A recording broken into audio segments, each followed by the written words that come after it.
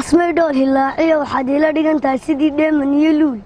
dhibic horta jiilaal dhambacaadka liileed iyadoo harad dhacay dhayala iga moodina waxay ku dhaca jacayl oo dhuuxiyo lafoo iyo halbuulaha dhexdiisuwa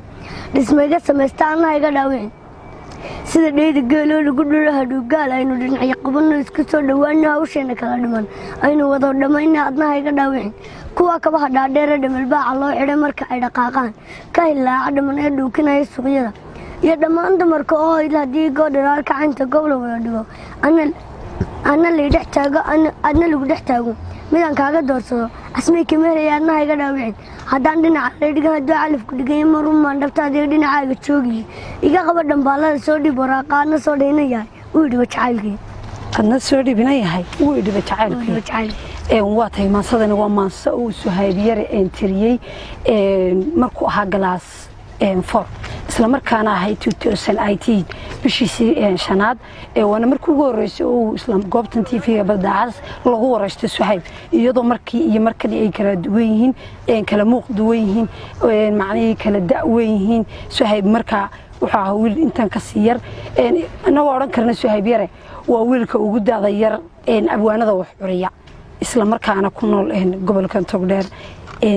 aadna umadu xiisayso maadaama abwaan da'yaro inta leeg aan hore loo arag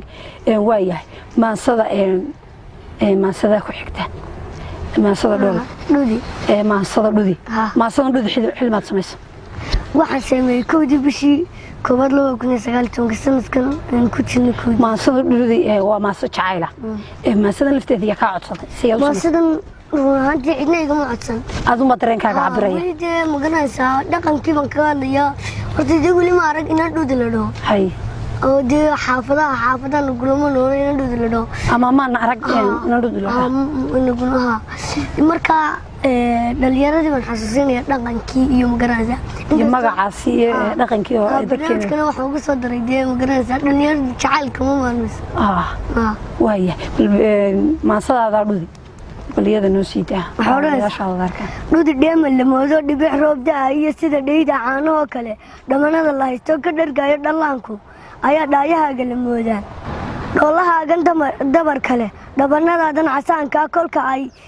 kolka aan dheehdo dhereg iigu filane adigaa dhanka iga aan dhaafin dhaqankee adigaa dhallaanka oo idil dhab ahaan dhaliilo dhinacyada ka dheehdo dhidibada u aasee dhalanteedka dhowree ani dhaayahayga dhammaantii ka dhiga dhammayse dhamidhiiga dhaqaaqo adiga ku dhiganoo ku dheer oo degan ha ka biqin dhankayge dhaawac iyo dhirbaaxiyo dhudi adi wax kuu daran dhaar waxaan ku marayaa dhibtiyo hawshiyo dheefla'aan walaaley kugu dhaafi maayee kuu dhiqi maayo meel daran kugu dhiqi maayo meel daran waa tahay maasooyinka su'aab waa maasooyin aad u gaagaaban